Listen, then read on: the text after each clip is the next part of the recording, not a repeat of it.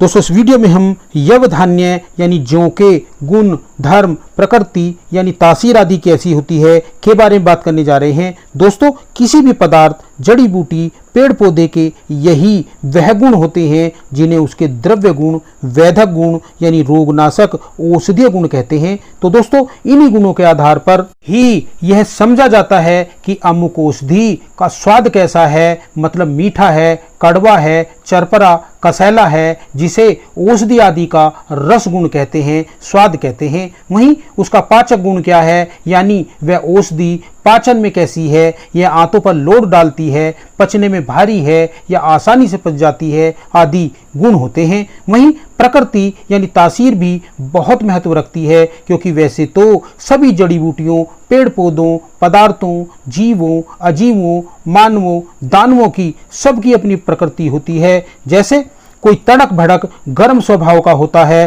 तोड़ तगाड़ी स्वभाव का होता है, तो कोई शांत, शीतल, सहज स्वभाव का होता है। उसी तरह जड़ी बूटियों की भी गर्म, ठंडी प्रकृति होती है। जैसे बादाम, अखरोट, मसूर दाल, अदरक, काली मिर्च गर्म प्रकृति की होती है। वहीं मुनक्का, सौंफ, नारियल पानी, जौ, खीरा आदि ठंडी प्रकृति के होते हैं। अब इन्हीं गुणों के आधार पर देखा जाता है कि अमुक औषधि किस रोग, किस प्रकृति, किस वातावरण में, किस रसगुण आदि की आवश्यकता रोगी को है। इसीलिए इन्हीं सब गुणों को औषधि के द्रव्य गुण कहकर पुकारा जाता है। अब दोस्तों बात करते हैं जौ के गुण, धर्म, प्रकृति आदि के बारे में। तो दोस्तों जौ का रस गुण जो होता है यानी स्वाद रस जो होता है वह मधुर यानी मीठा होता है, कसाय यानी कुछ कसैला होता है। वहीं इसके पाचक गुणों की बात करें तो के गुण अगुरु यानी सहज, आसानी से पचने वाले, चिकनाहट लाने वाले, रुक्ष यानी खुश्क यानी बिना तैलीय पदार्थ वाले होते हैं।